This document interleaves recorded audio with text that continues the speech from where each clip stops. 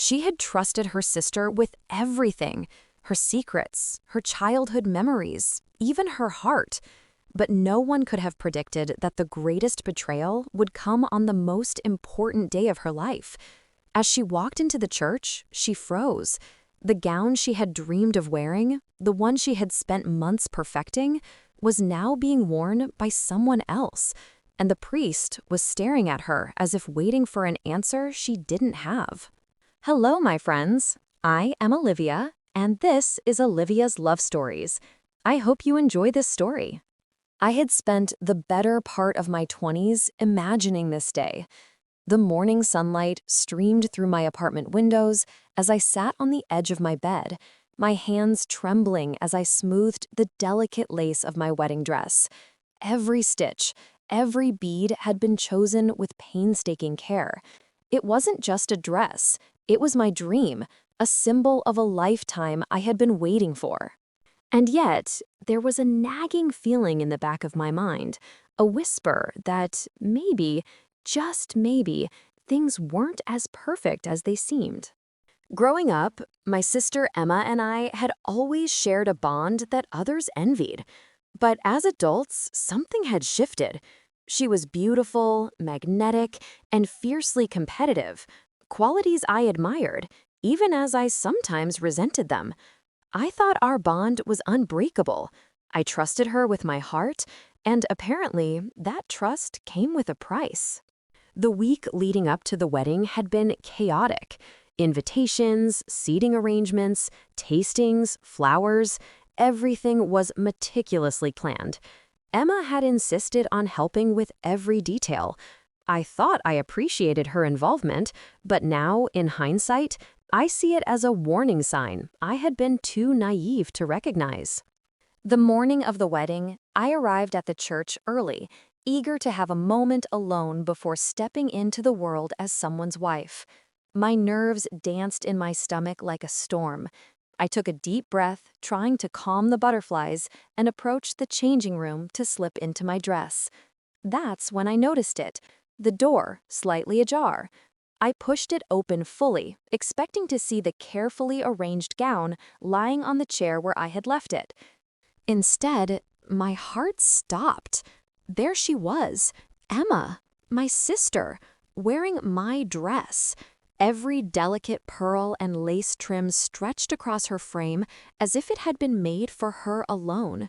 She twirled once, a smug smile curling her lips, and my blood ran cold. The room seemed to shrink around me, and I felt my hands go numb. "Emma, what are you doing?" My voice cracked. The words sounded foreign even to me. She looked over her shoulder, her eyes glinting with mischief. Or was it triumph? Before I could respond, the organ began to play in the main hall. Guests were arriving, and the first whispers of anticipation floated into the room. I realized then that the entire congregation would soon see my stolen dream paraded down the aisle. I wanted to rush forward, to grab the dress from her, to scream, but my legs felt like stone. My chest tightened, and a wave of nausea hit me. The door creaked open wider, and in that instant, I heard the priest call out in a booming, reverent voice, "And who gives this bride away?" And there she was, poised, radiant, wearing my dress, while all eyes turned toward her. The hall seemed to tilt around me, every eye on Emma as if I had vanished from existence. The priest's voice echoed through the cathedral, formal and expectant, but my mind was a whirlwind of disbelief and fury. I could barely breathe. My own sister, my confidant, my childhood partner in crime, was standing there, taking my place in the one moment I had been dreaming of for years. I stumbled forward, my heels clicking frantically against the polished stone floor. "Emma, stop!" My voice was sharp, desperate, carrying the panic I couldn't contain. Guests turned, murmuring, confusion spreading like wildfire. My parents' faces were masks of shock and horror. My fiancé, James, looked utterly bewildered, frozen halfway between the pew and the aisle, unsure of what to do. Emma glanced back at me, her smile unfaltering. "Relax, Liv," she said sweetly, like she was handing me a cup of tea instead of shattering my world. "You'll thank me later." "Thank you later?" I choked, my hands trembling as I reached for her arm. "This is my wedding, Emma. My dress. How could you?" But before I could finish, the priest cleared his throat, his tone both calm and heavy with expectation. "We cannot proceed until this is resolved," he said. His gaze flicked between us, and I could feel the weight of the moment pressing down, suffocating and unrelenting. Guests were whispering, the air thick with tension, and I could feel my composure fraying by the second. James stepped forward finally, his hand finding mine. "Liv, what's happening?" His eyes searched mine for answers I didn't have. I wanted to crumble into his arms, to explain everything, but the words stuck in my throat. How could I possibly explain that my own sister had stolen the single most important thing I owned, in front of everyone I cared about? Emma, meanwhile, stood tall, perfectly poised, and the smug glint in her eyes made my stomach twist. I could feel the anger building, hot and relentless, but beneath it, a raw ache of betrayal that cut deeper than any fury ever could. This was not just a dress, it was my dream, my future, and the symbol of the life I had imagined with James. And now, it was slipping through my fingers. The priest's voice rose again, resonant and unyielding. "This union is meant to be entered with joy and sincerity. Is anyone here objecting?" His eyes met mine, then Emma's. A hush fell over the congregation. My pulse thundered in my ears. I could feel every heartbeat echoing, every breath a dagger of tension. I wanted to scream. I wanted to run. I wanted the ground to swallow me whole. But instead, I froze, my hands still outstretched toward Emma, as she turned slowly and whispered something so quiet only I could hear. "Don't ruin this for me, Liv. Not today." The organ swelled again, and the entire church seemed to hold its breath. And in that suspended moment, I realized something terrifying. Emma wasn't just showing off. She had a plan, and whatever she intended, it was about to play out with me powerless to stop it. The seconds stretched like hours as I stood frozen at the entrance of the aisle. The congregation's eyes were fixed on Emma, and I felt every whisper, every stifled gasp like a knife against my ribs. My hands were shaking violently now, my knuckles white as I clenched them, willing myself to do something, anything, to reclaim what was mine. James stepped closer, his grip on my hand gentle but grounding. "Liv, breathe," he murmured. His eyes were filled with concern, but I could see the confusion there too. He had no idea what had just happened, or why my sister was wearing my dress. I could barely explain it without my voice cracking under the weight of betrayal. Emma's smile didn't falter. She turned to face the priest fully, her posture immaculate, as though she had rehearsed every step of this moment. And then she spoke, her voice calm and clear, every word slicing through the tension in the air. "This bride," she said, pointing to herself, "has always loved my brother's friend. She has kept it secret, hidden away, never daring to tell him. But today, I stand here, in her place, to show her what courage looks like." I froze. My heart slammed against my chest. Her place? Courage? What on earth was she talking about? The congregation leaned forward instinctively, captivated by her words. My parents' mouths hung open, shock etched into every line of their faces.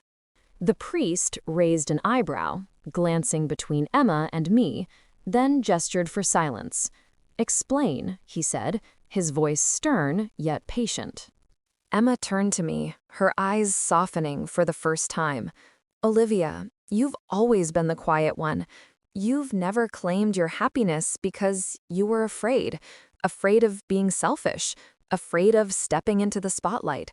I took your dress, yes, but only because you needed someone to push you forward." I staggered backward as the truth hit me like a tidal wave. She hadn't stolen it to humiliate me, at least not entirely. There was some twisted, heartfelt logic behind her actions, something I had never anticipated. My throat tightened as I tried to speak, but no sound came out. James frowned, looking between us, utterly bewildered. "Liv, what's going on?" I finally found my voice, trembling. "Emma, why? Why would you do this?" She took a deep breath, her hands trembling slightly as she adjusted the gown. "Because you've spent your whole life hiding from yourself, from James, from the world. You deserve this moment, Liv, but you're too afraid to take it. I had to make you see it. I had to make you see it." I shook my head, emotions swirling, anger, relief, confusion, and love all at once. The organ swelled again, as if echoing the storm inside me. My dreams, my heart, my entire wedding day, they had all been hijacked. And yet, there was a strange, aching truth in her words. The priest's voice cut through the haze. "Will the real bride please step forward?" His gaze was expectant, gentle, yet filled with authority. I took a shaky step forward, my heart pounding like a drum, the weight of the dress and the moment finally settling onto my shoulders. And as I crossed the threshold of the aisle, every eye in the church seemed to follow me, some with judgment, some with curiosity, and some with quiet admiration. Emma smiled softly, stepping aside, and whispered, almost like a prayer, "It's your time, Liv. Don't let fear take it away again." And in that instant, as the organ swelled to a triumphant crescendo, I realized that this day, my day, was just beginning. I stepped fully into the aisle, the fabric of my dress brushing against my legs like a soft, reassuring whisper. Every step felt heavier and lighter at the same time, heavier with the weight of everything that had led to this moment, lighter because finally I was claiming it. The congregation watched in stunned silence, the tension from before replaced by a fragile anticipation. James's eyes widened as I approached him, and for a moment I saw the uncertainty in them melt into something warmer, something real. He reached for my hand, his touch steadying the storm of emotions that threatened to overwhelm me. "Liv," he whispered, almost reverently, and I could feel the sincerity in his gaze, a silent promise that this day was ours, mine and his, no one else's. The priest cleared his throat, his eyes kind, as he smiled softly. "Now that the bride is present and all hearts are in agreement, we may proceed." I glanced toward Emma. She was standing near the back, her hands folded, her expression unreadable. But when our eyes met, I saw it, the mix of mischief, love, and regret that had fueled her audacious act.